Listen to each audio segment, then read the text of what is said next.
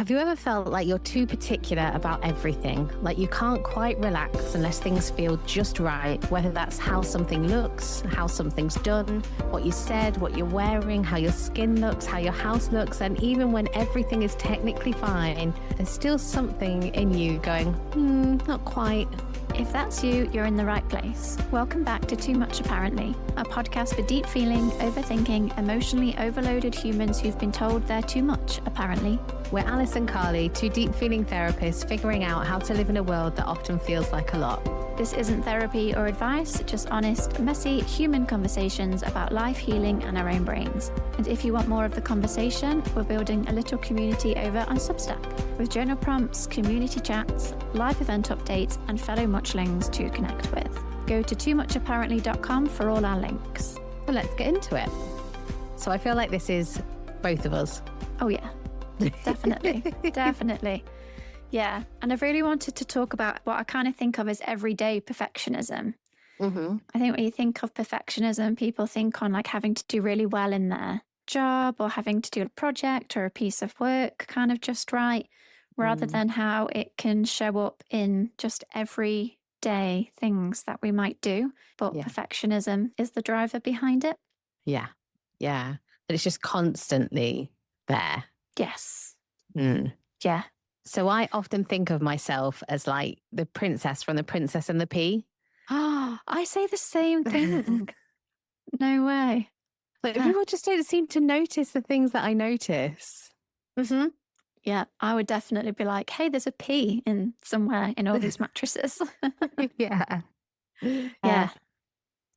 But just so many things.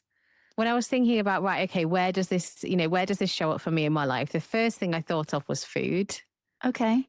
So my husband does a lot of the cooking in our house. And it's so awkward for me to say like, because I am genuinely so grateful that he does a lot of the cooking, but if it's not exactly right, just like I shouldn't, right like I know the correct thing to say is, that was lovely, but the carrots were a bit hard, or that was great, but did you drain the oil off before you added the sauce in? Oh, I'm annoying. I know I am. Well, I think that's true because you do then extend it to how other people do it, or because I wouldn't have done that like that. I'd have done that like this. Or why did you do it like that? Even just if someone's driving, you're like, why are you going this way? Yeah, you can just think about, well, that's not the way that I'd be doing it. Yeah. If I was to think of an example for how everyday perfectionism shows up in me, the first thing that comes to my mind is when something I've bought arrives at the house and I have to open the package. And the first thing I do isn't get all excited about the new thing I've bought. The first thing I do is time to inspect. And it's like, get it out of the box. And I have to inspect the whole thing for any little mark, any little blemish, any little imperfection before I can then be excited about it when I know, oh no, it's okay. It's fine. Yeah.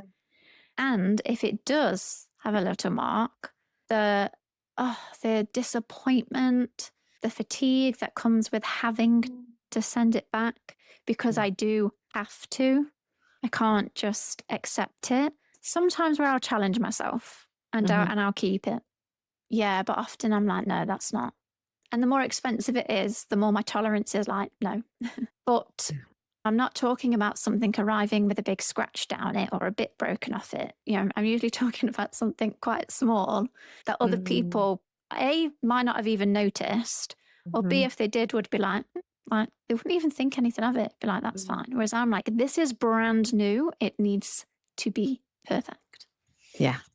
I think another thing for me is like decorating or cleaning. And I guess we will get into quite quickly the costs of living this way. But I don't do very much cleaning.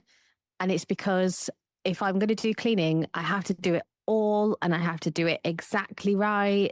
And I can't do half a job. So I just don't do it at all.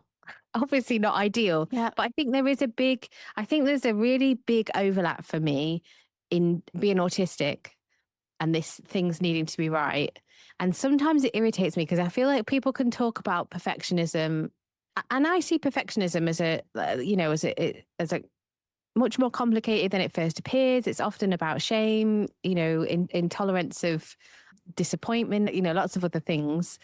But for me, I feel like some of these things are really just a sensory thing. There's not some big, complicated psychological, what does this mean about me and my past?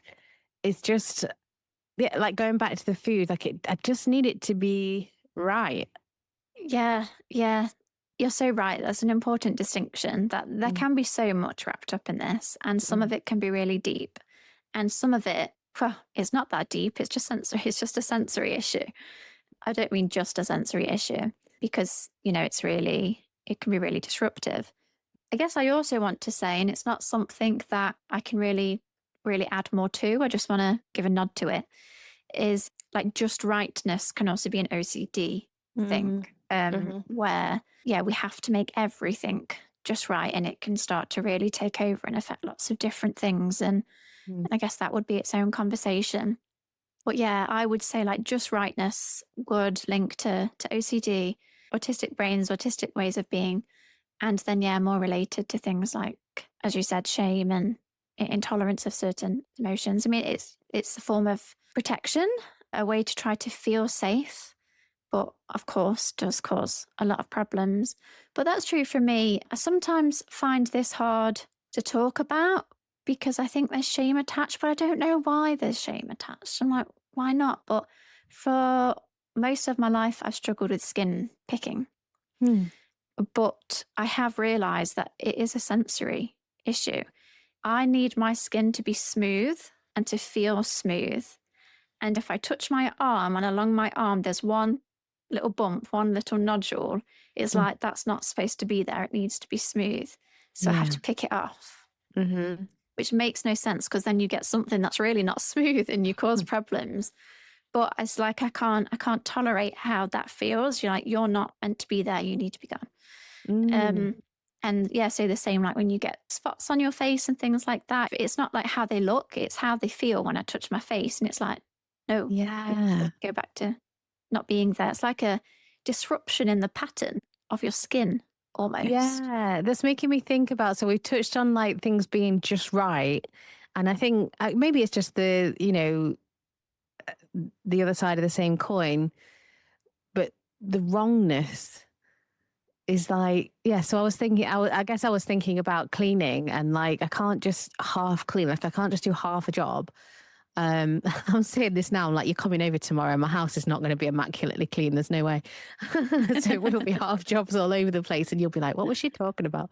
Um, but yeah, I can't just do half jobs. Which obviously isn't a sensory issue. I can't, it doesn't seem like, well, I suppose it's a visual sensory kind of thing. Um, but it just feels wrong. It just feels Mhm. wrong in my body. And yeah, it feels uncomfortable and I don't like it. I'm the same with cleaning. For those listeners who also live with chronic illnesses, you will know that most of the advice is around pacing and splitting tasks into small, manageable chunks. So the advice would be, well, on a Monday, clean the bathroom, and on a Wednesday, clean the bedroom, and on a Friday, do this. And when that advice was given to me, I was like, are you joking? There's not a chance in hell that I'm doing. Firstly, the job is never, I mean, I know cleaning's never really done, but if someone cleans that whole house in a day, that's now done until the next time they do it. But if you do a room a day or every other day, you'll just reach the point where you've got to start again. Yeah. You don't get a bit of relief of not having to do it. And Yeah. also, it just means some parts of your house are clean and some parts aren't. That is just wrong. I'm just saying, and that is I'm just just, wrong. I'm just going for the whole, it's not. I've got 5 kids. I'm fighting a losing battle over here. But yeah, it is a sense of wrongness Mm. and rightness and having to have things just right. I can't remember if this is the right term. I don't know if it's called the Goldilocks effect, but it's called something like Mm. that. But it's basically being Goldilocks. Everything has to be just right in order for you to be able to feel comfortable, to be able to breathe, to be able to be like, okay, everything's okay because everything is just right. And so if something is just slightly off, if something's out of alignment with something else, or I mean, you mentioned decorating edges. Oh God, edges. They have got to be bang on, which is crazy because two walls meeting never make a perfect corner. Like they just don't. So it's just like this constant internal standard of feeling like there is a right way to do things or a right way for things to look. And the reason that I think being autistic can link in so much with this is because, from a sensory perspective, our visual environment can have quite a big impact on us in terms of how we might feel in our environment. But also, we tend to really notice small details, which means we tend to notice anything. Well, we tend to be able to see things in small detail. So if there's anything amiss, we'll probably see it. And we're also really good at pattern recognition. So if something is off and doesn't quite fit the pattern, kind of a bit like how I was describing with my skin, if something's just a bit off, we're going to notice it and it's going to bother us if we're this way inclined. So I think that's just a couple of the reasons of why autistic people may struggle with this more than other people. Mm. Yeah. Yeah. And I find it so hard. And like when you were saying there about the Goldilocks effect, there's part of me that's like, oh, I love that. Like, you know, I love a kind of children's story and it sounds cute. But also I can hear the dismissiveness of it, of like, I don't know, I could just when you said it just felt like I could feel a tone of like, oh, just get over yourself. Like, what's the problem? Like, you can't have everything exactly how you want it all the time. And I know that, and of course I know that. I think there's something in there about causing a fuss. Like, it feels like causing a fuss, and I can understand why. You know, I can also I have my own experiences of being around people who need things to be a certain way, and I'm like, why does it matter though? And you know, having to remember that just because it doesn't matter to me doesn't mean it doesn't matter to other people.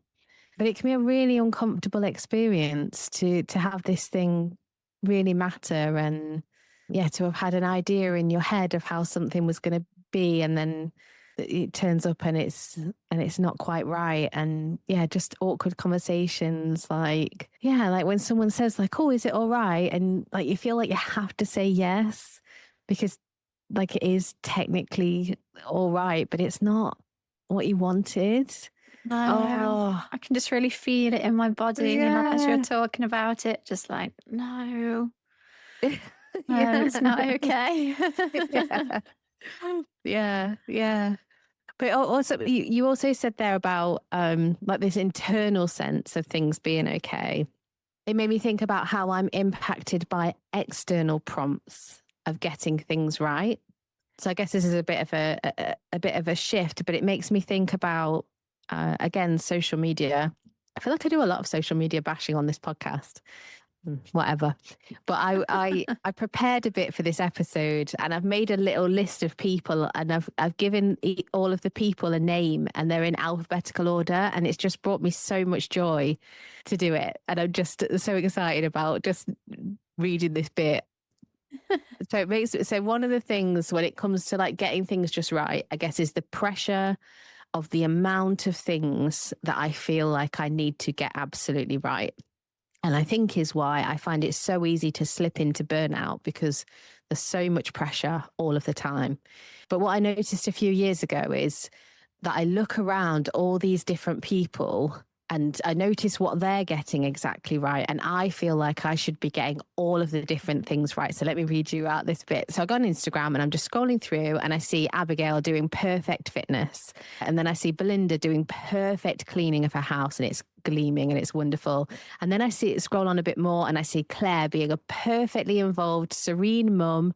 And I scroll a bit more and I see Daisy showing up everywhere in the therapy world and being super confident and doing all the things that I wish I was doing. And then I scroll a bit more and then I see Eva having the best time with her friends, and just feel like I should be doing all of it perfectly all the time. Oh, that was great, the way that you've listed that out. Yeah.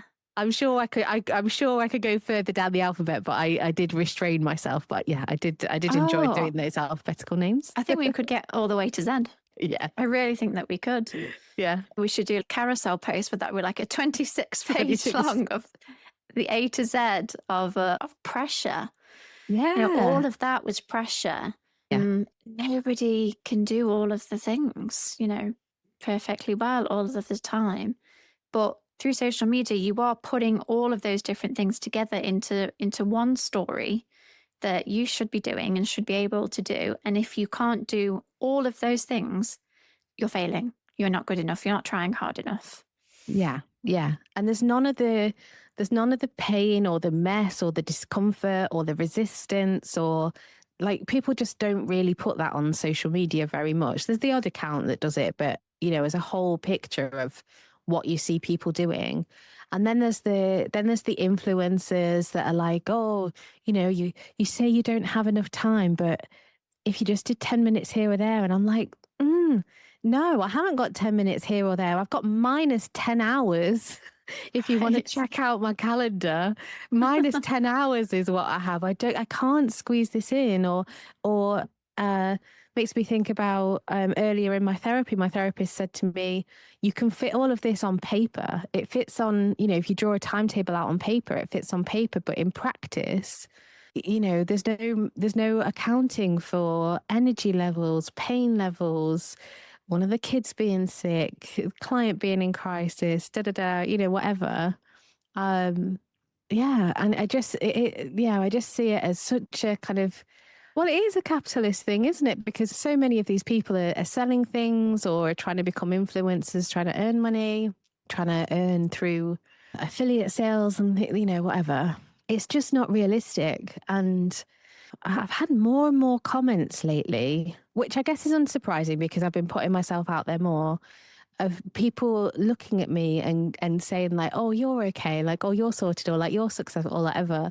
And I'm like, oh, I wish, like, part of me just wants to get my camera and turn it around because my desk at the moment is chaos. It is pure chaos. Like, I don't know how I'm functioning at this point, and that's just my desk.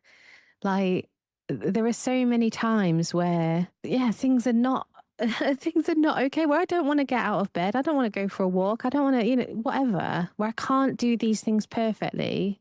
And I get, yeah, there's just something here about, I feel like there's something like a whole big reason of why we do this podcast, I think is dispelling some of this idea that we can do it perfectly, that we have to be perfect, that we can be any of this. I feel like I've gone into a big thing.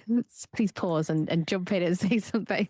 I'm rolling with it. I'm just like, well, you were on a roll. So I was like, yeah, I'll just let you keep talking. Mm, But you are right. And yeah, I think we do want to dispel those myths and also dispel myths around being together, being sorted, being okay. mm, Everybody has their stuff. mm. And some people have more stuff than others. But we just need to project realness. We just need more just realness out there in the world. And I do hope that that is Yeah. something that we do on the podcast or can continue to do and strive even more towards, probably. Mm, Yeah, that there's so much in there. And I like your example. There was an example that popped up for me. I won't go into all the details, but I was seeing a dietitian and they were asking me what my difficulties are around food. And then I actually went on a roll. And then I was talking about all the reasons why I struggle with food. I think I literally rambled on straight for like 20 minutes. So I'm not going to do that now, but I'll just give you an idea of some of the things that I said. Just knowing what it is to eat, knowing what you're supposed to eat, what's healthy to eat, what's in moderation, the eat well plate, but then also the eat well plate is based on out of date information. Also, sometimes you're told that these things are good for you, but they're not actually. They just want you to keep investing your money into it because of the industry. You're supposed to eat 5 portions of fruit and veg a day, but also it's supposed to be a rainbow. But then in other countries, it's like 10, 12, 15 portions. So what's the right amount of portions that you're supposed to be having a day? Nutrients, calories, macro, whatever the thing is. half your plate's supposed to be vegetables. Make sure you're not having processed foods, but then these everyday items are processed foods. Are they good or are they bad? Is this ultra processed food good or bad? Plan for your food, budget for your food, make sure it's balanced over the week. I went on for 20 minutes. And only after I finished speaking did I think, yeah, this is why I'm so overwhelmed and struggling so much. And No that's just food. food. And And that's that's just just food. food. Yeah. That is Yeah. just food. You can then get on to how you should sleep and the optimal levels of sleep that you should make sure that you're having a day, and how you're supposed to wind down for sleep, how much exercise you're supposed to have, and how much of that is supposed to be vigorous, and what heart rate zone should your heart rate be in specific points of that, and how many steps are you supposed to take a day, but also be careful of your knees. There is so much information, contradicting information, some guidance that comes from our own government that's not actually accurate or the best thing for you. How are you supposed to make decisions and get it right?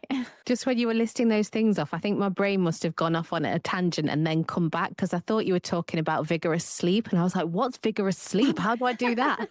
Well, there we go. We're straight to, wait, how should I be doing this? How do I do that? Yeah. What am I not Yeah. doing that I should be doing? Yeah. Yeah. And there Yeah. is just isn't like endless pressure, contradictory advice.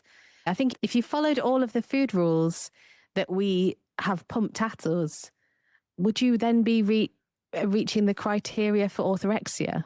Well, right. Yeah. Because you'd be so, yeah, you'd be, Obsessed with what yeah, you're, yeah. yeah, Yeah. yeah. It's exhausting, isn't it? I feel like I'm exhausted just listening to the list. And it does feel like that. It does feel like that. This pressure to get things um exactly right. And I think it's so hard when you have that part of you that really wants to get things right, Mm-hmm. and also you can't, can Mm-hmm. you? You Yeah. can't. It would just be exhausting. I mean, both of us struggle with our energy levels, but I can't think of anybody that would be able to do all of that. And also, even if you could, like, where's the joy? Like, where's the joy in living then? If it's just constant rule following and constant effort and constant progress and constant, oh, Yeah. yeah. Yeah. Of doing everything just right.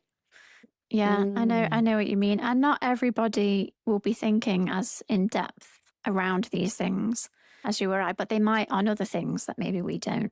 I mean, yeah. to be fair, and I did take it in good nature, but my dietitian did actually say this is the most autistic conversation that you have ever had. Thankfully, because she knows. And I just found that funny. But Mm, yeah, to just get so caught up on the details and wanting to do something right that it yeah. becomes just too much and too overwhelming. And there are some things that don't have as Mm, many variables to them as food does, for example. But mm-hmm. it can still just influence so many things, whether it's your health, whether it's your appearance or what your body looks like, whether it's how you're living your life, how you're cleaning your house, Mm, the routines that you have, how you exercise, how you move your body. It can just be mm, present in so many different areas. yeah. And just another thought that I've had actually, thinking maybe it might be good to explore this one in more detail, but socially as well, about needing to be the right person, say the right thing in the moment. Yeah. So, what you said, how it came across, did I say that? Did I say that right? Did I say that okay? Did it upset somebody? So, I think it can really show up there as well with the intention of needing to be, I need to be on form, can't get anything Yes. wrong. Yeah. That is definitely a whole episode in itself, isn't it? Yes. We will add it to the list. Add it to the list. Yeah. Yeah. So as we're talking, part of me is like, wow, this is making me feel a bit depressed, actually. And I don't want it to, because I think there's something about the balance of it, because I think the striving for things to be right can be a good thing. It's certainly not something that I want to eliminate from who I am as a person. I like that I notice the details. I think it's good that I notice details in things.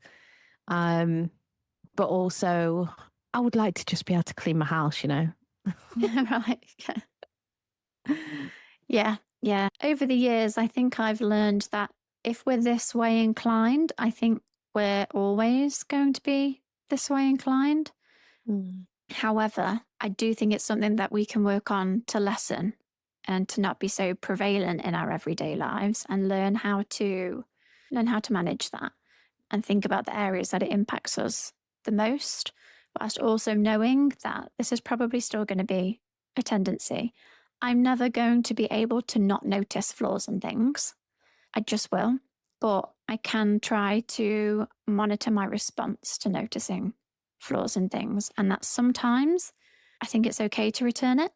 And other times it might be actually just sitting with the discomfort of it not being exactly right. Mm. Yeah. Yeah. There's definitely a pick your battles thing, isn't there? Yeah. Of like how much time and energy is each particular battle worth Mhm. having? Yes. But then I go back to the food issue and I'm like, it's just there's nothing I'm going to be able to do about that. Like that, I think that really is a sensory thing of needing things to be exactly right. Hmm. Yeah. Yeah. Mm, I think that maybe there is a difference between when something needs to be just right for a sensory need. mm-hmm. I feel like that's different from something that needs to be just right because of fear of judgment, because of fear of getting it wrong, Mm, to avoid a certain feeling. I guess they feel like different things for me. So mm, maybe what we need is to understand the mechanisms behind the just rightness as mm. to why we Yeah. feel we need that. Mm-hmm. Yeah. And I think that just isn't talked about enough. And I think sometimes there's too much pressure on the person that is fussy, in air quotes, to be less fussy rather than on the other person to be more accommodating of what is actually a sensory issue. Yes. Yeah. Yeah. Um, and it's tricky. And I do get that. Even if it's a sensory issue, with 5 children, so there's 7 of us living in my house, there's competing sensory needs. So yeah, things are never going to be just right for Mhm. anybody. So there's also what we do about that. Yes. Mm. Yeah. Well, this is where it comes back to can we increase our tolerance for some things not being just Mm. right? And which things are just things that actually would have a really big impact on Mm. us if we couldn't make that better? Yeah. There's a difference between being uncomfortable and suffering, Mm. I think. Yeah. Hmm. Yeah. Yeah. It's making me think about choice and like autonomy as well. That I think if you feel like you have less autonomy over your life, then the little things can feel like magnified, can't they? I think they can Mm, trigger then those feelings of being helpless or powerless to change things. So even small things will kind of set that off. The little things can be, yeah, triggers for that sense of not being in control. And that can then, so what looks like a big blow up over something tiny is actually a big blow up over, I don't feel like I have a sense of control in my life. And it's getting mm, hyper focused onto this tiny detail rather than the bigger issue that may mm. or may not be able to be addressed. Yes. Yeah. Mm. Yeah. No, I think that's a good point. Mm. I don't know if you might know more about what drives this kind of thing than me. I almost don't want to talk about this bit because maybe because I still feel defensive about it. Okay. Maybe because I've been made to feel so wrong about it for so many times in my life that yeah. Yeah, like I just don't even want to entertain the idea that it could be any different or which is not usually how I am, but Yeah. I can see you're I really trying to figure this out in the yeah, moment. there's something about I just want to be able to say like this is just how I am and it's okay and like leave me alone. I'm Leave like me alone. I'm fine. I'm fine. It's fine to be this way. And I think it's a bit like I said in some of our earlier episodes about, when people are not emotional, like they don't react emotionally. And then I am an emotional person and I can have big reactions to things. It's like constantly being positioned as like the wrong one because I'm having an emotional reaction, but that the people that are not emotional at all and are perhaps rejecting responsibility or not being very emotionally mature themselves, like kind of be like positions me as the bad one. Does that make sense? I feel like I've not said that very clearly, but it feels Yeah. like a similar kind of thing. Is like, yeah, maybe I'm just be like, yeah, leave me alone. Yeah.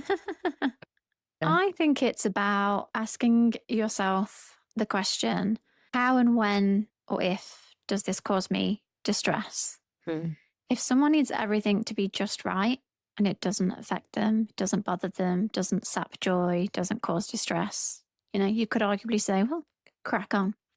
If, however, there are times where it's having an impact on you, it's causing distress, it's causing strong emotional responses, if it's making you unhappy, if it's taking over your daily thoughts, your routines, how you're thinking about things, then I think it is something that would be massively beneficial, to work on and to lessen and to try and get more comfortable with things not being just right.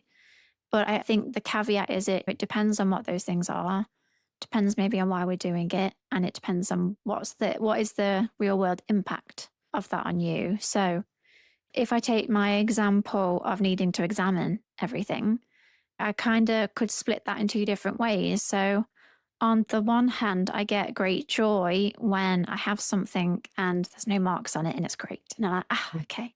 It's like relief, like it's fine. I don't have to do anything with it. But let's just say I've ordered 4 things that week and all 4 things come with a mark on them. Mm. The impact on me is huge. The way it feels in my body, the disappointment that I feel.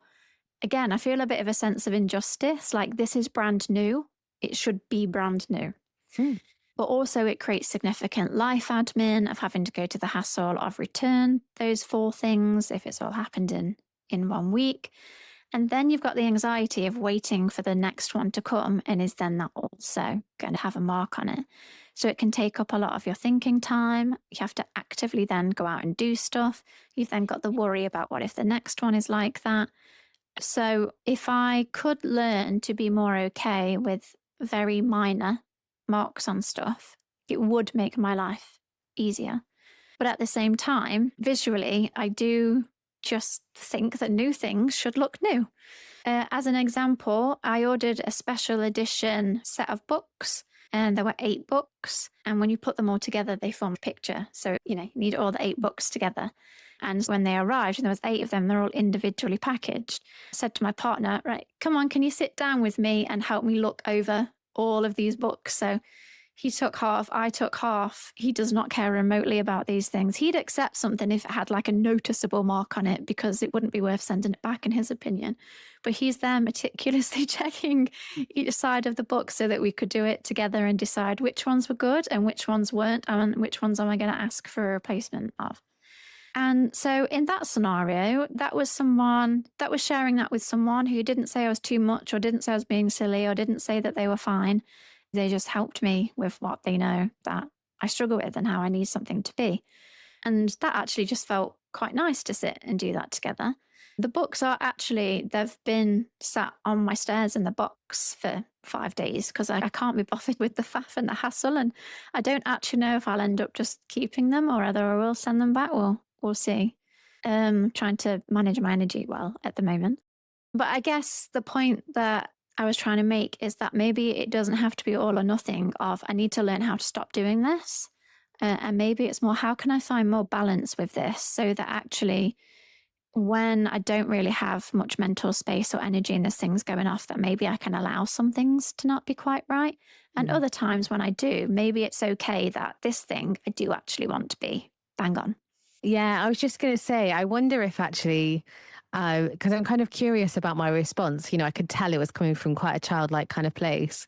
Um, but I wonder if because I've let something, like I've really let some things go. Like one of the things that I was thinking about while you were talking is the Christmas tree. So I let my kids decorate my Christmas tree. And I don't move the baubles around after they've gone to bed like I used to do. I just leave it, and it's mismatched, and it's, whatever. There's almost like a charm to it for me now that, they've done it, and it doesn't look like an adult's done it, and that's fine. And there's other things like that I have let go of. So I think when it's something that I need it to be right, it's like, no, I really need this to be right. So as I've let go of some things, I think it's almost heightened some of the other things. Right. Yes. Yeah. Yeah. Yeah. Yeah. Almost like, well, I've let go of these things. So no, I'm holding on to these ones, which is maybe where your, oh, leave me alone earlier comes from. Like, no, I'm allowed these things. I'm having these things.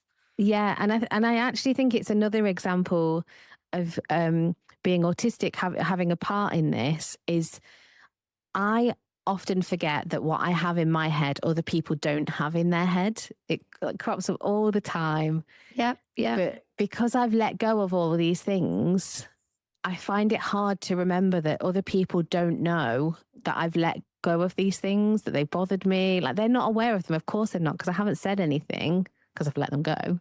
But in my head, I'm like, why are you pushing me on this when I've let go of all those other things that I haven't told you about? Yes. Yeah. Yeah, I get what you mean. Yeah. Oh, I know we need to end this episode soon, and I'm annoyed because I've just had a few more examples pop into my head. I just want to chuck them out there just so that there's more examples for people. But yeah, another one is kind of when you have, so Christmas was a great example. So the Christmas tree and where that might show up, but also in like holiday days. So that the day has to be just right, like nothing can go wrong, and you have a picture in your head of how it needs to go.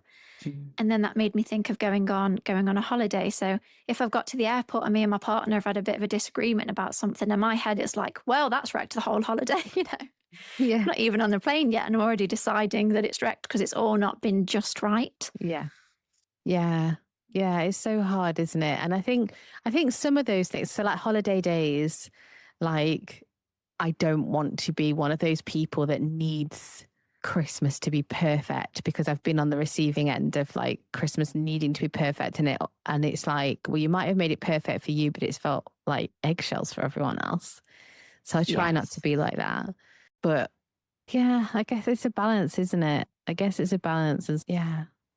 Sometimes I'm just annoying. I feel like that's where I started with the episode, and that's where I'm ending with the episode. And maybe I'll just get more comfortable with that. Sometimes I'm annoying. And that's okay. Yeah, that is okay. Yeah. Yeah. Yeah. Other people are annoying. I'll be annoying sometimes too. I totally think that I can be quite annoying. Yeah, definitely. In a way that probably only my partner really gets to see and feel. Same with my husband. Yeah. Sorry about that. But yeah, definitely. I guess for anyone who's listening and is interested in checking this out for themselves, sometimes can we move from perfect to good enough? Yeah. And can we allow for some flexibility in our experience of something rather than having to control all elements of it? But also, what are the things for you that feel like actually it would be beneficial for me if I could try and let go of some of that, versus what things are actually really important to me that maybe it is also okay that I like that just so? Yeah. Yeah. Yeah. And accepting then that you might need to take responsibility for that, I think, is an important piece. Is if you need it to be just so, you might need to do it yourself. Yes. Yeah. Oh, yeah. Oh, okay. Have to bring it to a close. Well, if you've ever felt like you're too particular to relax, like you've adjusted something 3 times to check something again just in case, or found yourself thinking it's fine, but it's not quite right. Maybe that's not a sign you need higher standards or more discipline. Maybe it's a sign your system is trying to create safety through control and it's just got a bit overextended. Next time, we have a bit of a surprise because for the first time, we are inviting a guest onto our podcast. We have never had a guest before, so we're both really intrigued to see how it will go, what new things we might learn, and what we might talk about. So next time, we're diving into 2 out of control around food with guest Sarah Dosanjh, known as the binge eating therapist. This episode is for those of us who just can't stop eating, even when we're not actually hungry and can't work out why. We get into understanding comfort eating, the effects of dopamine and emotional dysregulation, and why willpower was never the problem. Before we go, we'd love you to come and join our Substack community, Too Much Apparently. It's a little community space for fellow muchlings where we share journal prompts for every episode, host community chats, and share early updates on new episodes and live events. If you'd like to stay connected between episodes, go to toomuchapparently.com or click the link in the show notes. And if this episode made you feel a bit less alone, subscribe, rate the podcast, and follow at Too Much Apparently on Instagram and TikTok. Those small clicks help other sensitive humans find us. But for now, we'll leave you with this. What would it feel like if one small part of your day didn't need to be just right and you let it be exactly as it is?